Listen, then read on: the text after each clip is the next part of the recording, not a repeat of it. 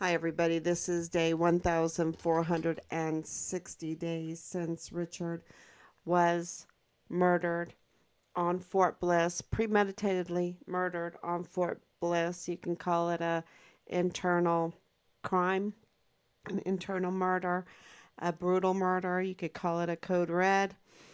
Um, but absolutely, and we have mountains and mountains of evidence, and I go through a little bit today, just a few minutes of it, and repost it. Um, and it there's just mountains of it. And so, and how did it get there, right? How did it get there? It got there because we were given the task to investigate our son's disappearance and murder. That's how all of that got there every day. How did it start that we did these live streams every day? You know, of course, when we found out that our something had happened to Richard, the army responded by out, throwing us out, uh, saying they couldn't help us. They couldn't help us, and the problem is everywhere we turned for help, they couldn't help us because Richard, being, forcibly removed from his barracks, being in his barracks room, he was in nobody's jurisdiction except for the U.S. Army, right? And so we couldn't get help. And my dad, of course, my parents lived in Portsmouth, Virginia, and went over to the naval base and was talking to the NCIS.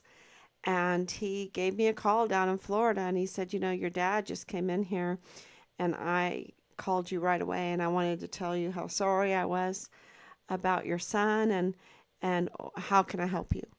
I'll do whatever I can. I can't promise you much, but how can I help you? And I just started bawling.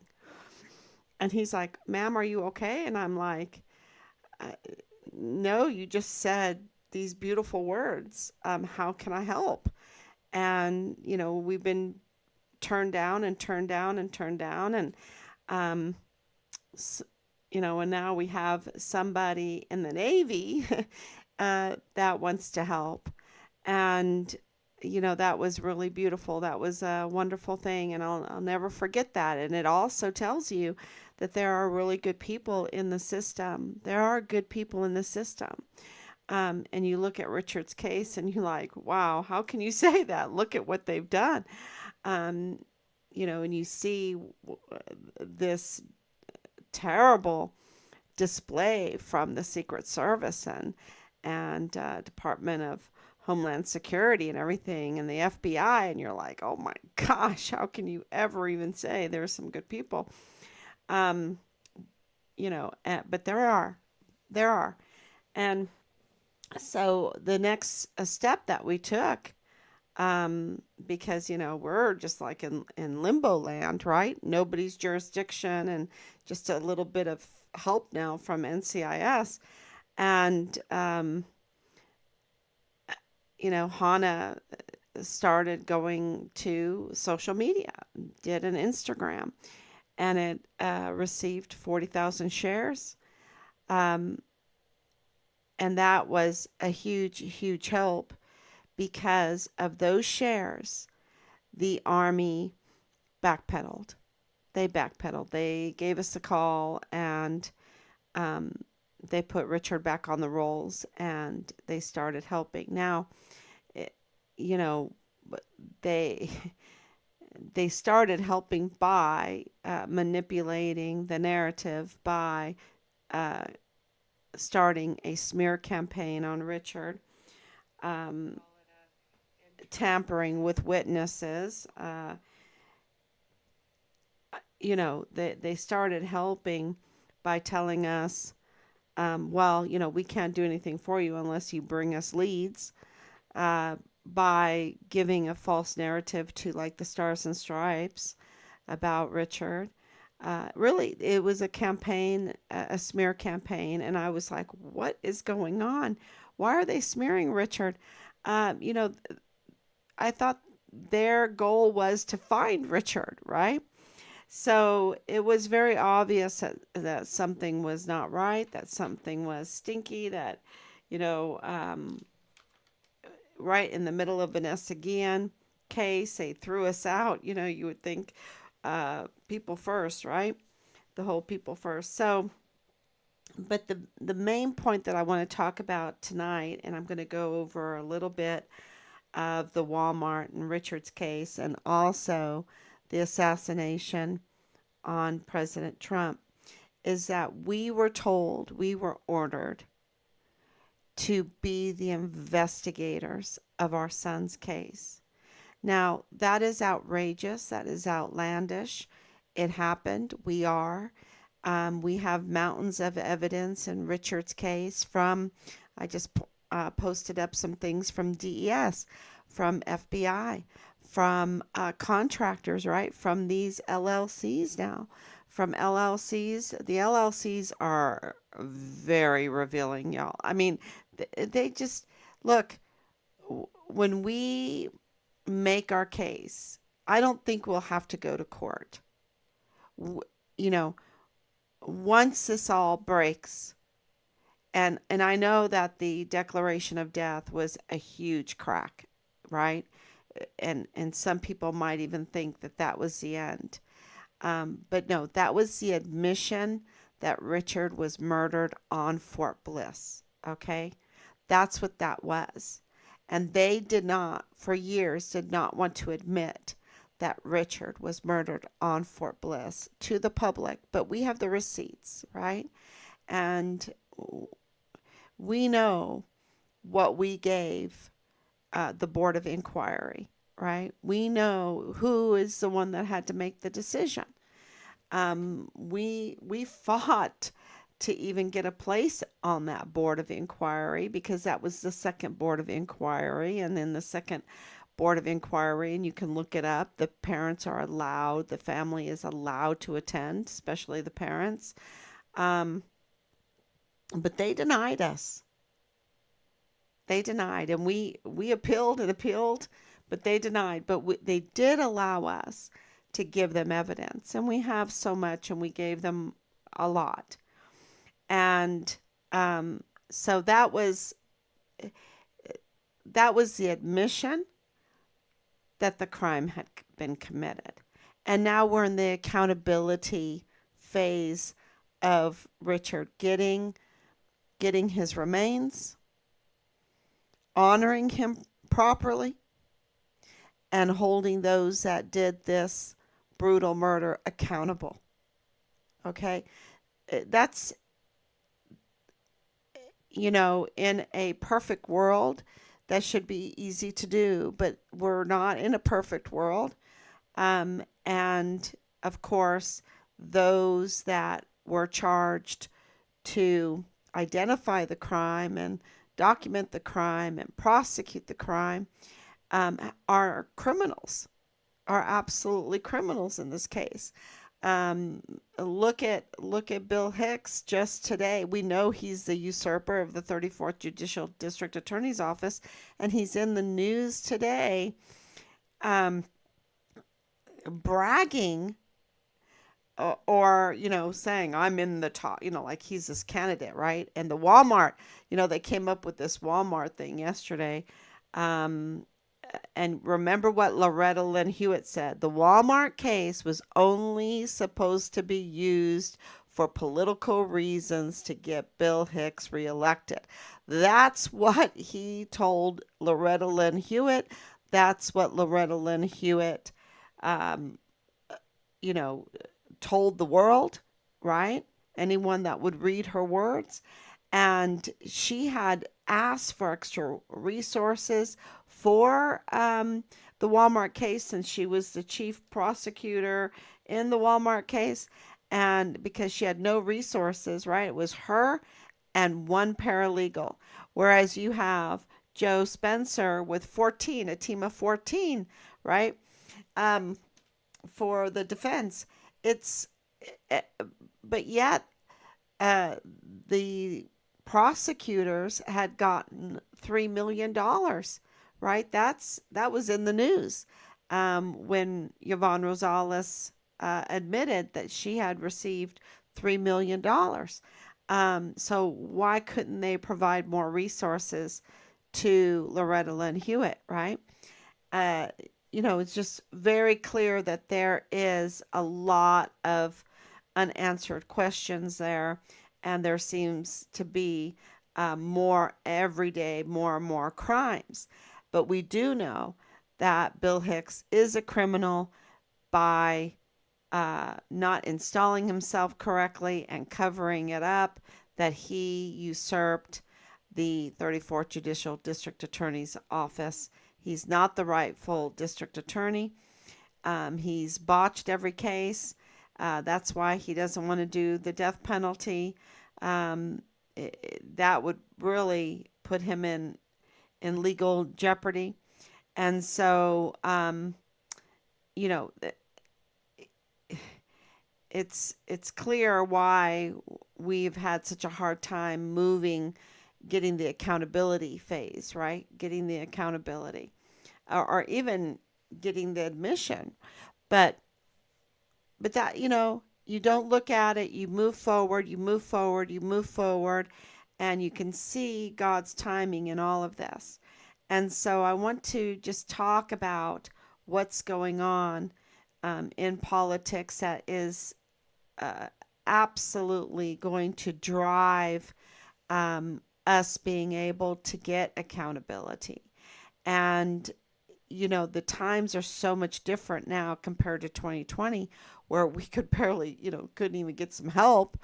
Had to go to social media, had to start investigating ourselves with everything, had to learn how to even be investigators. By this point, we have some tools that we've developed, and we can easily check in and put pieces together. And we also know the system better than we did when we first started. Um, and who's who, who to look out for. Um, and so when you look at what happened in Butler, Pennsylvania, and knowing what happened at the Walmart, right? And we would like to know more about Walmart, but we absolutely know that the narrative surrounding Patrick Crucius is a false narrative. We know that. The evidence absolutely declares that the narrative is a false narrative. And then once you start looking at is who are these people? Who are the witnesses? Who are they connected to? Um, who are the victims? Who are they connected to? Where do they live?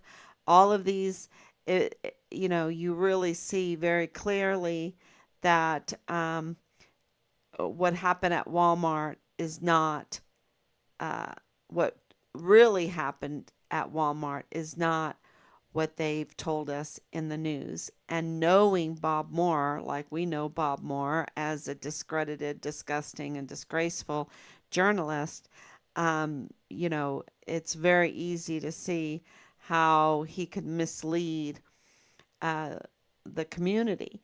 And then knowing Jules Tuganon Chan, like we know, we're getting to know him more and more every day with our investigation.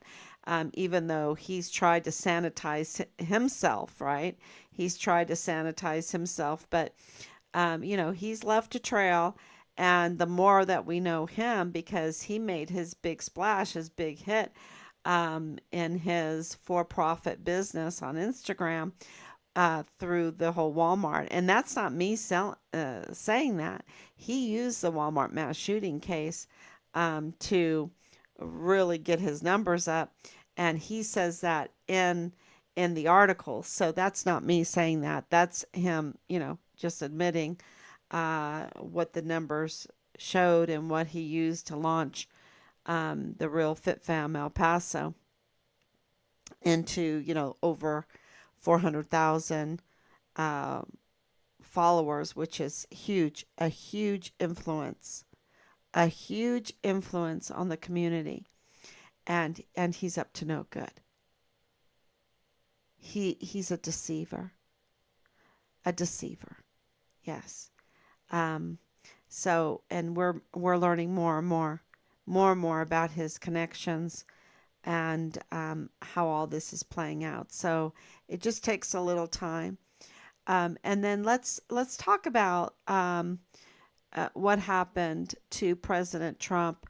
There's a lot of uh, a lot of chatter, but I can tell you this: doing Richard's case, we have met wonderful people, and in our life, we've met wonderful people, and in those wonderful people are a lot of people with skills. There are a lot of people with skills. They know a lot, and they have been absolutely uh, key to our investigation in Richard.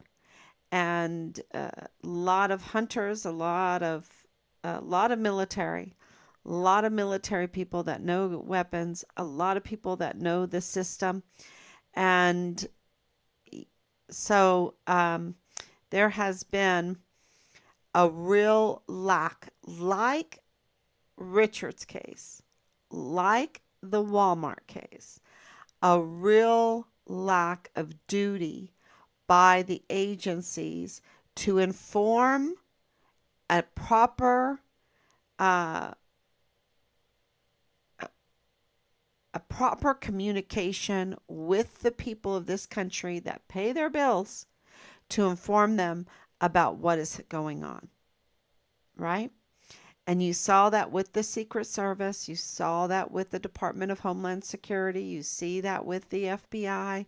And a lot of people are complaining about, the congressional hearing with Cheadle, that she, perjured herself and wouldn't answer any questions and, all this stuff. And now today she has resigned, rightfully so, which is huge because that tells you that um, not answering to the people is not acceptable anymore.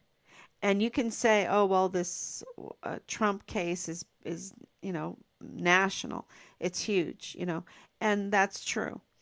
Um, and I'll give you that much. But it's not acceptable that we don't get answers on the Walmart case, and it's not acceptable that we don't get answers to what happened to uh, Glendon Oakley Jr.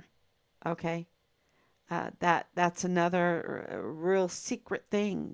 People didn't even know that he was found dead. They don't even know who he is and what an important role he played in the Walmart mass shooting. Witness as a witness, huge, and that he was found dead in his barracks room on Fort Bliss is, that needs to be answered. How all that happened, and of course, for Richard's case, it is not right. It is, not acceptable for us not to know what happened to Richard because absolutely they know. They absolutely know. And they did everything they could to hide it, to hide what happened. And so, what's going on with this whole thing? Thomas Matthew Crooks, right? Thomas Matthew Crooks, uh, very similar to Patrick Crusius in age. Um, both parents, both set of parents, being, well, I know that Patrick Wood Crusius, his father was in the psychology, studying behavior, mental health behavior, all this stuff.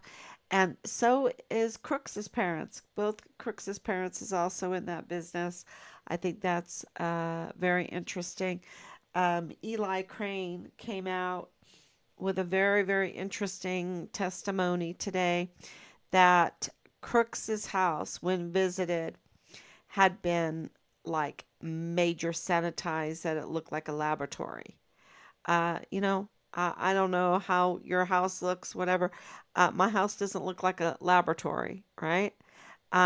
So something is going on, like there wasn't even silverware in the house. I mean, everything had been really sanitized. And that should be coming out more. He's going to give us more details on that. And I thought that that was a really huge point that came out today because, in Richard's case, we know that files have been tampered with, evidence has been tampered with. We know witnesses have been intimidated. We know that Richard's file has been also sanitized. Um, you know, there's just a lot of that going on. We know that in Bill Hicks's case with the Secretary of State, because we have the open records, that they tampered with federal documents um, to try to cover up his his him not being able to install himself properly, follow simple directions. Um, and I think that was because of conflicts of interest. Okay, so I think that's a very important point about Crooks, that his house was very sanitized, like they're trying to cover something up.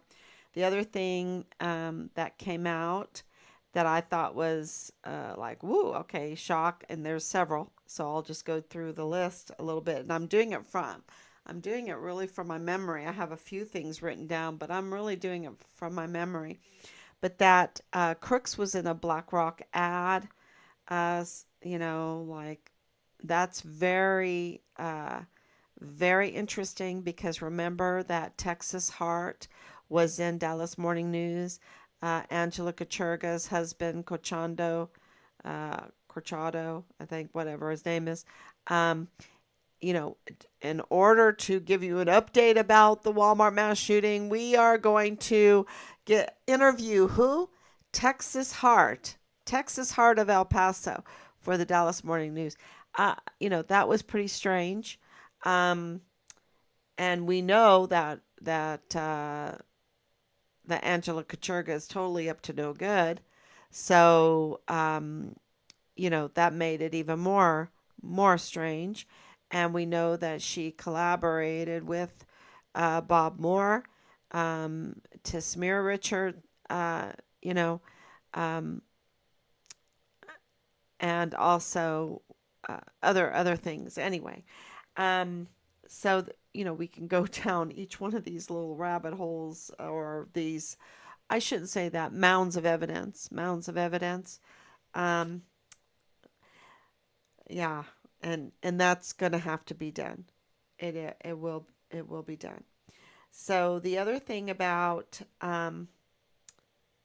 Crooks is he was training at a gun camp area that the Department of Homeland Security was training at. Okay, so there's like this connection there. And which is really, we know that a little bit about the Uvalde shooter too, about his training. So there's like this connection, and makes us think in the Walmart mass shooting with Patrick Crucius, was he also connected to some of these, I want to say, the original response team, right? Um, yeah, that makes me think that way too. And I even heard, and please correct me if I'm wrong, but that the Secret Service were short. Uh, they didn't have enough resources. That's such a billions of dollars, billions. Okay, but that members of DEA came in to act as Secret Service to protect Trump. I thought that was pretty interesting. Correct me if I'm wrong on that one, but that's what I heard. The other, of course, where they just came out with a video that they were discussing this whole assassination attempt on President Trump while standing over, it's a video, right, over the body of Crooks after he had been shot, after, on top of this building, right, on top of this building. Now, the what people that are investigating this, and let me talk about that too for a second. We were told, we were ordered to investigate. That's not the case in this assassination. But it doesn't matter. Guess what's happening? People are investigating. Why? Because the trust for the FBI is gone. The trust for the DHS is gone for so many. The trust for Secret Service is gone for so many. And so they're saying, if you're going to come to a congressional and not bring a timeline, not bring numbers, not bring the math, like how many Secret Service were looking out for President Trump that day, give us a number, right? How many people were here? How many people were? If you're not going to give me a timeline, if you're not going to give me numbers, if you're not going to give me the bullet shells, how many bullet shells were connected, if you're not going to do this, and we're paying your bills, right? We're paying for you, right? And then you give us this, well, it's under investigation. You have to go to the FBI or whatever, and then you ask the FBI, and they give you the same runaround. If they're not going to do their jobs to make us look good on the world stage, look like we are a moral country, that we have a justice system, right? That we have some kind of honesty. I mean, what's going on right now is we're telling the world that our government is not to be trusted. That's what's going on. And that's so dangerous. It's so dangerous. But the people of the country are saying they can't be trusted to do their job. And I'm thinking, wow, time is done. They are going to be forced to do their job or go to jail, right? That's what's kind of the message that I'm hearing around, is that people are just sick and tired of it. And so they are now doing the investigation themselves. You have citizens that are taking the audio from that day, and they're analyzing it, and they're analyzing the gunshots, and you have the first 3 gunshots having no echo. Okay, whereas the next 5 gunshots, 5 to 6 gunshots, have an echo, right? Those all have echoes. And then they're, listening to the recoil and deciding if that is from the same weapon or from a different weapon. And everybody that is doing this analysis is coming out that there is more than one shooter. And with Crooks on that exact spot on the roof, yet the news placed him, when they did their like little mock AI kind of demonstration, way over where that window was, right? Where the window was on the second floor of the building behind it, where that was like the Secret Service headquarters room or law enforcement room, right? And they're saying that is where they're guessing the first 3 shots came from, because there's no echo. So it must have been inside a room instead of outside, where it can echo on these buildings. So they're absolutely not trusting Crooks to have shot all of those bullets. They're absolutely not trusting the Secret Service or Department of Homeland Security or FBI to be upfront with the American people. And, so how is this going to help us, right? We know that there's, witness intimidation and evidence tampering and file tampering and election interference. We know that because we know that about Yvonne Rosales. We know that about Richard's case. It's this like same little playbook that they do. They might tweak it a little bit for each individual case, but they still, run the same play, the way they harass, the way they do their smear campaigns in order to hypnotize and cover up for these major crimes. But I don't think they're, we not for everyone that is doing their own investigation on the assassination attempt on President Trump. This is helping our case because people are not saying that we're outlandish anymore.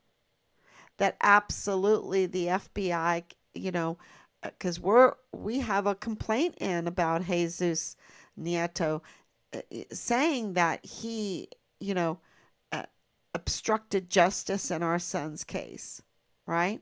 We have the evidence that shows that the Fort Bliss CID um, obstructed justice in our son's case and are suspects in the murder of Richard. We have, the military itself with Dallas Hart and everything being the prime suspect in the murder of Richard's case. And we have, this cover up of Major General Clem Coward and um, um, Lieutenant Colonel um, Roddick and, more and more and more people. So, uh, absolutely, what's happening in this Trump assassination, it is such a reflection of the playbook that was used in Richard's case, used in um, the forced removal of Yvonne Rosales, and you see what they did to Biden too, right? Um, and so it's on display here what we've been saying. And so for people to, one of the things that Bob Moore, was trying to allude to was that I'm just crazy mom. I don't have any evidence. But, of course, he's wrong. He's absolutely wrong. And we have mountains of evidence. And this crime against President Trump is becoming evidence that helps us too.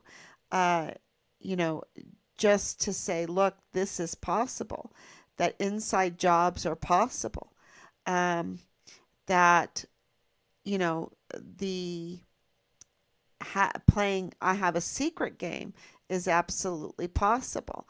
We know that through Nadal Baim, who ordered or tried to order the cashier to be silenced, and she wouldn't be silenced. Thank God for her. Thank God. So, you know, all of this is laying down a framework, laying down more evidence um, to help us get accountability in Richard's case. And so we're very grateful for it. Um, is there any like really crazy stuff, um, about the shadow group, right? Um, we know that Truth Social was shorted, millions of dollars shorted. That was just also very telling. And, we need to ask questions about it, right? And there's a lot, a lot of information that's coming out that you can glean through that is, I think, the mainstream media will try to cover up. But they're putting Bill Hicks out there in El Paso, um, talking about, I'm trying to get more prisons, right? Or more beds. I'm trying to get more prison beds from the governor, from Governor Abbott. Now, Bill Hicks can't do that. That's a conflict of interest. He's the prosecutor. What is he saying? He's going to put more people in prison? He's just so out of touch. He is a usurper. He is an impersonator. And he's not the sharpest tact. That tact. Tact? Yeah, the sharpest tact. You know, I'm not in the prosecuting position. I'm just a simple mom. But he has a position that we pay. That we pay. And he should be qualified for that. And he's not. He's not only not qualified, but he is a criminal and he's a usurper and an impersonator. So, and that just shows you his conflicts of interest on top of that. So thank you so much, Anicia, for coming on. Thank you, Danielle, for coming on.